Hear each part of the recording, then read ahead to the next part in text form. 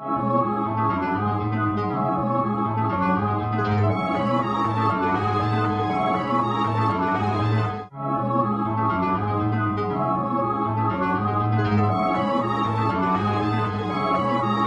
heard many stories about Poo-T, the man, the myth, and before he was a documentary I pressed such amount to get his story in his own words. And this is his story. This is the real Poo-T, in his own words. I hope to separate all the myths and legends surrounding Poo-T and bring you the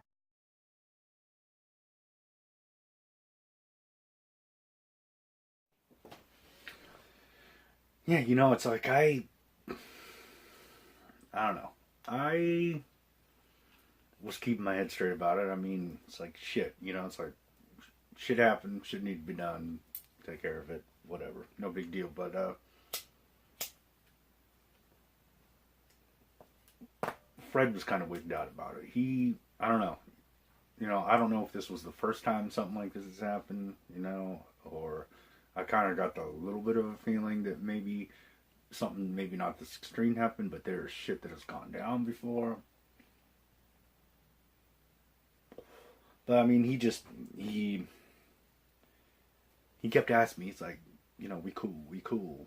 Well, not like that, you know, but he was like, everything's okay, right? You're okay, right? Everything's okay. He wanted to make sure I was cool. And I kept reassuring him. I was like, yeah, it's no biggie. You know, it's cool. But, you know, I would catch glances from him on the set where he just looked worried and everything. And then eventually one day, this was like a couple weeks later. Yeah, like two and a half, 3 weeks later.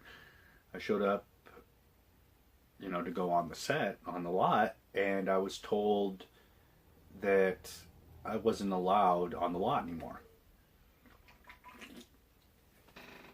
I was kind of like shocked. I was like, wait, I work here. And they're like, you don't work here anymore. Security wouldn't let me on.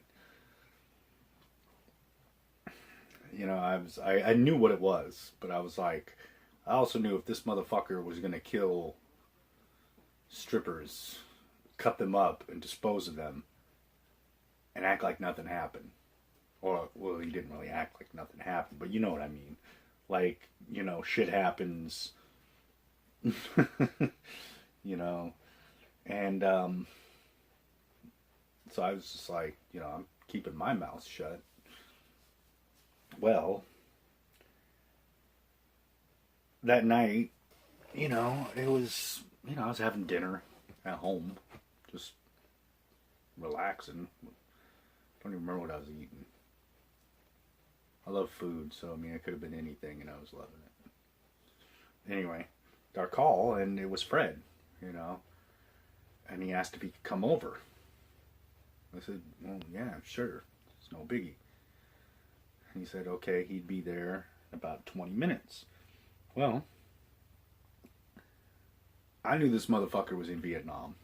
He seemed a little unhinged. I went. I grabbed my gun. I had my gun on me. I didn't know what he was gonna pull. He was acting weird. You know, he pretty much got me fired, kicked off the fucking lot, the set, everything. You know, and he was acting weird. I didn't know what he was gonna do. So I had my gun on me. 20 minutes later, he shows up. And he comes in. He's acting calm, cool, and collected, which put me on edge. You know, because I'm like, you know, everything going on. He's, you know, it wasn't like it was a big deal that he was acting calm. But, I don't know, there was just something about it. And I was like, everything going on. He was acting worried before. Now he's like, chill. I invite him in. He sits down. Pours both a drink, you know. We're sitting there drinking whiskey, having a little drink, and he reaches in his pocket, and I tensed. You know, in his jacket pocket, and I tensed up, and I, like, you know, had my hand on my gun, you know, ready. You know, I already had it cocked, and it was like, I was getting ready to pull it out. I was just like, tense. And he pulls out an envelope, which he proceeds to put on the table and scoot across to me. He looked a little wary.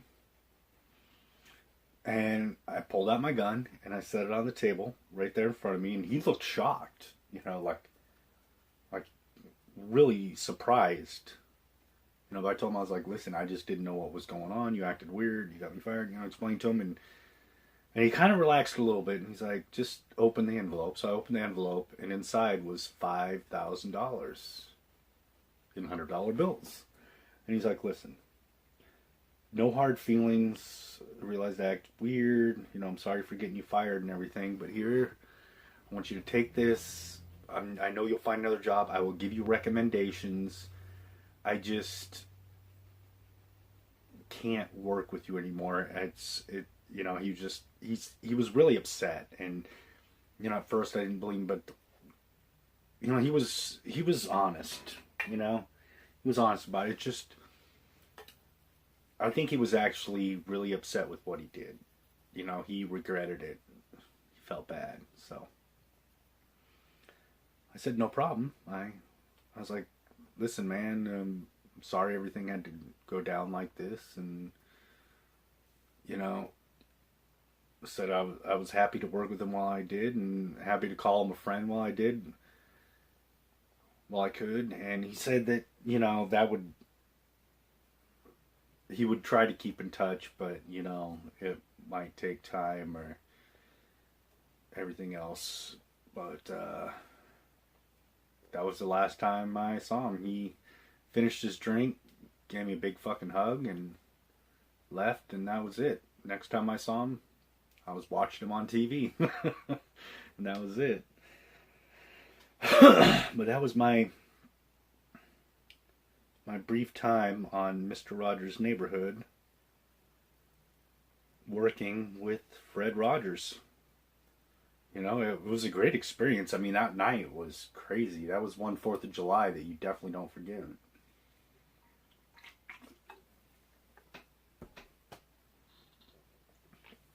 But it was great, and other than the the one bit of craziness, he was a really good guy. He was a good friend.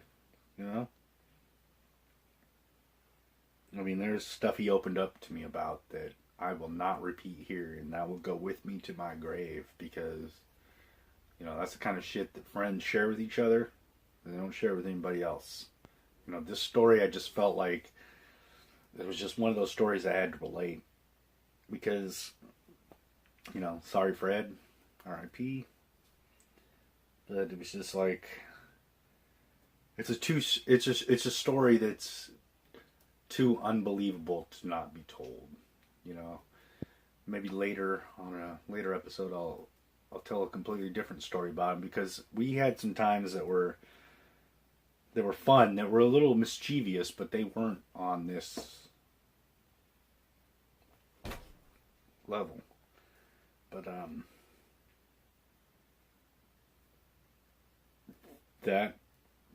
that's my story of working on Mr. Rogers' Neighborhood.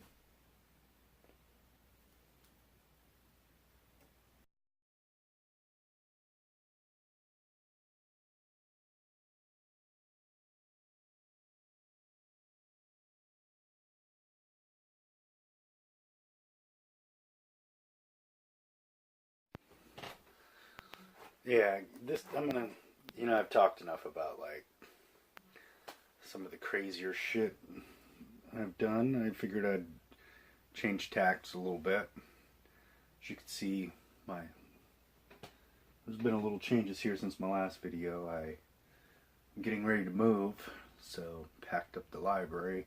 It's kind of sad to see empty shelves, but that's beside the point. I want to talk a little bit about my brief experience working on Mr. Rogers' Neighborhood in 1982. It was quite an experience.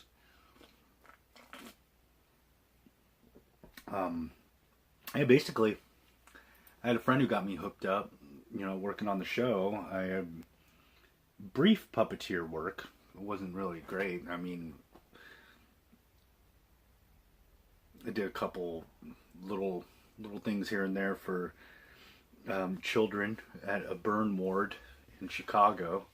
So, I moved out west, and my friend got me a job on Mr. Rogers' neighborhood. So I just moved there, and he knew somebody who knew somebody, and you know how it goes. And he got me a job on there doing some of the puppeteering for the Land of Make Believe. Well, anyway, I started working there, and I got to know Fred Rogers of Mr. Rogers' neighborhood fairly well, and we started grabbing a drink after work. It's kind of tough for him. He had to find certain out of the way places to go and have a beer or a shot. He loved his whiskey.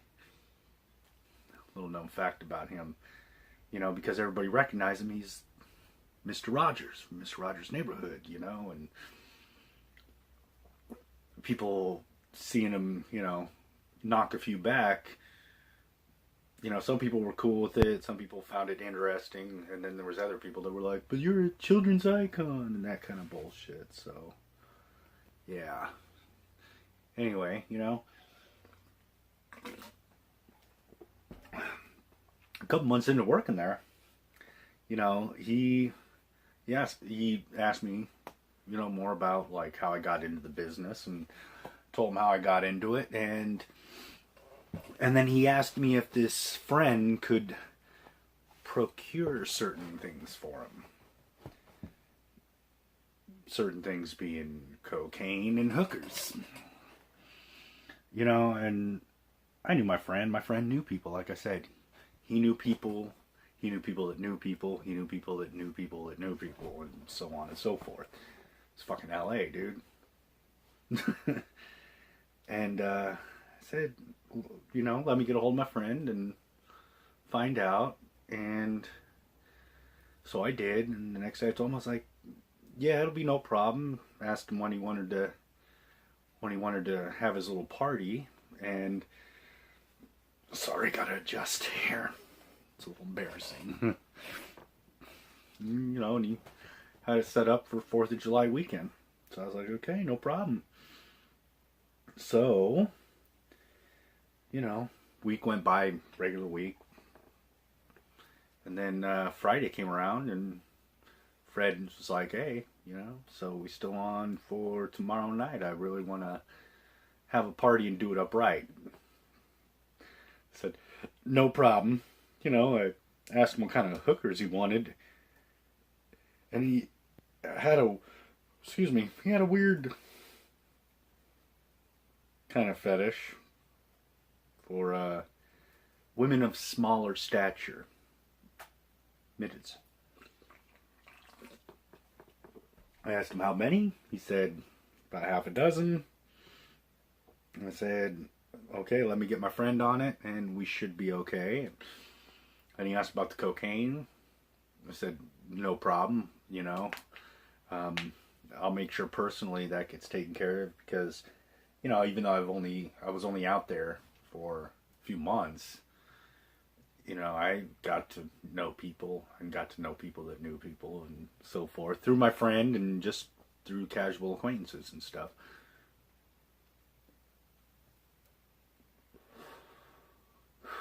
So, Saturday came around. It was kind of tough. It was actually kind of tough getting together the 6 midget hookers / strippers. They like to call themselves escorts, but, whatever. Potato, potato, tomato, tomato. And, he rented a suite, the Hilton. And, he told me show up by like 9:30 p.m. I showed up at 8:45 because I'm always early to shit. That's how I roll. And so I show up, and, I got the cocaine on me. It's a decent amount, it was enough to kill at least 3 elephants. It was good shit, So I show up to the suite, and I was a little early, but like he was already there, and a couple other people from the set, and there was yeah, Mr. McFeely. He was one of them. He loved his cocaine. It wasn't so much like he wasn't so excited about the strippers, but he really wanted some of that nose candy, if you know what I mean. You know, so we're chilling, listening to some tunes. Bachman Turner Overdrive. He really, really loved Bachman Turner Overdrive. So we listened to some BTO and did some cocaine, you know, and you know, I asked him when everybody else was going to show up, and this was by about 10, and he said it was pretty much just us. It was going to be one hell of a party. It was small, kind of casual, you know, and told him, okay, that the hooker, stripper, escort, midgets were going to be there at about 11, so, you know, we hung out, you know, had some drinks. By the time we got that knock on the door at 11, I was pretty lit. You know, the party was, even though it was a small party, but was there maybe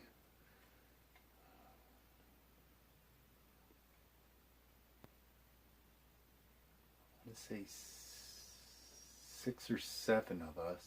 Well, yeah, it was about 6 or 7 of us. Pretty much 1-to-1 midget to average height person or something. So we got the knock at the door, you know, and the stripper escort chick, whatever, showed up, and you know, the party really got blasting into overdrive there. You know, we were doing fucking blow off midget hooker booty and all kinds of shit. It was getting pretty crazy. Well, anyway, then I look over at Fred, and he just kind of gave me a wink, and he took off in the bedroom with a couple of the little ladies with him. And, you know, he had he filled up a shot glass full of blow. He had a shot glass full of blow and a fucking fifth of Jack Daniels, and he took 2 of the little ladies in the room. Okay, you know, party's going on, and what was it? It was about 20 minutes later, he comes out of the room, and you know, he's looking kind of agitated, and he comes up to me. He's like, hey, you know, Poo-T, I need to talk to you. I have a problem. I have a major fucking problem, dude. It's like, okay, you know, he took me off to the side, and he's like, dude, I killed him. And I was like, you know, I was flying, and I sobered up pretty quick, because it was just, I was processing. It was a lot of processing, and I was like, what do you mean you killed them? Killed who? What happened? What's going on?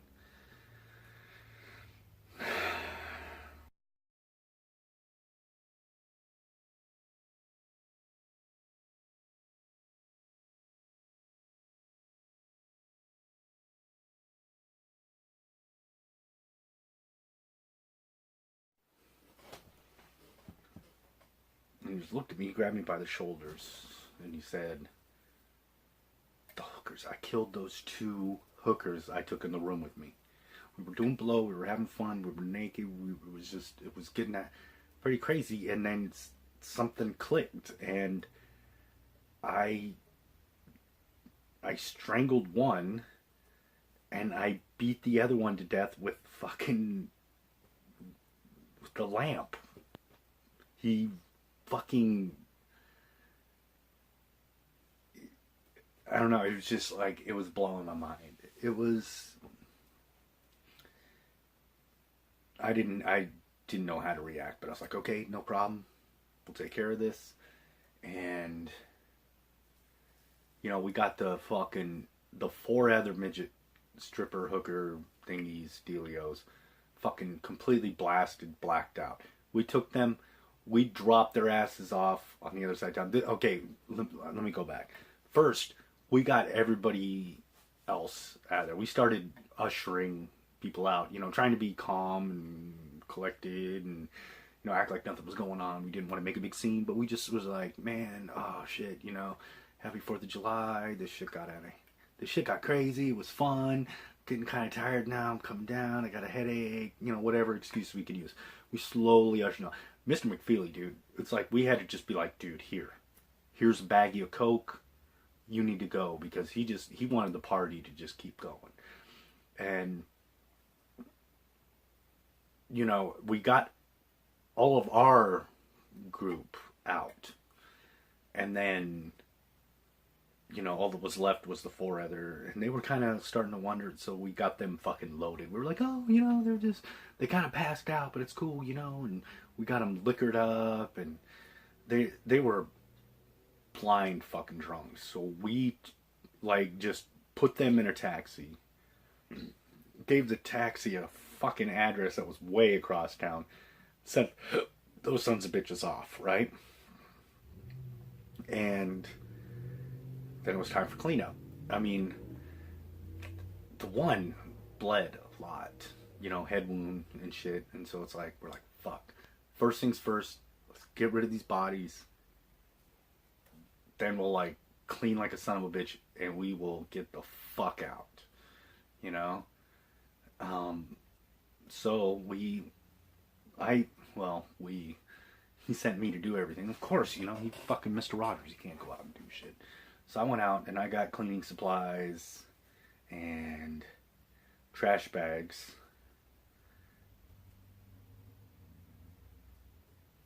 And what was it? It was I can't even remember the name of the store that was open late, but thank God it was open late. Because I had to go to a few different places. The trash bag and stuff, you could go to a little market and get that shit. But the knives, like the cleaver and the butcher knife, those were a different matter. Those were a little harder to procure. But I got them. Paid cash, of course. No credit card receipt, no checks, no nothing. Went back to the hotel room, and we proceeded to dismember these 2 little lady hooker strippers in the bathtub.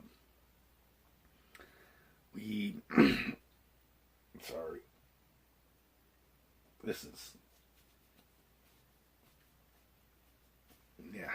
So we cut them up. We put them in trash bags. We put those trash bags in bigger trash bags. And we made our way. I don't even know how we didn't get seen, but I think Fred paid some people off. I mean, he had to have. But I mean, we made it out of there. And we discarded them in different trash bins all over fucking LA. Hollywood. And then we went back, we cleaned up, and we got the fuck out of there. I ended up working on Mr. Rogers' Neighborhood for, I think it was another couple weeks.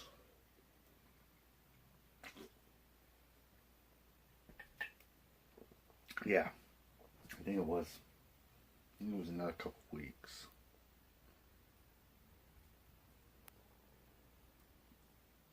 But it was just never quite the same.